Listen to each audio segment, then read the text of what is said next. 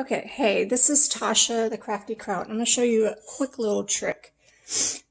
I'm making baseball cookies, so I put a dollop of frosting on my cupcake.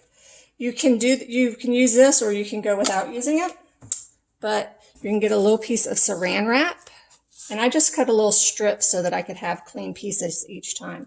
Then you're just going to lay it over your frosting, and you're going to use the bottom of, I use the cooking spray, and then you're just going to go like this. And you can either leave the saran wrap on and put it in the fridge, or you can slowly peel it back. Probably be neater if I let it refrigerate, but so then you have a little dome. I'll show you another one with a little more icing. You can also put your icing, kind of push your icing out towards the side, but don't leave any divots.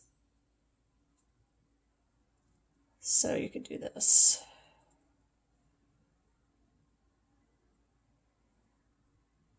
Okay.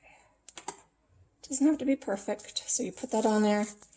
And then I've reused this a few times, and then I'll just get a new piece. And again, you do that.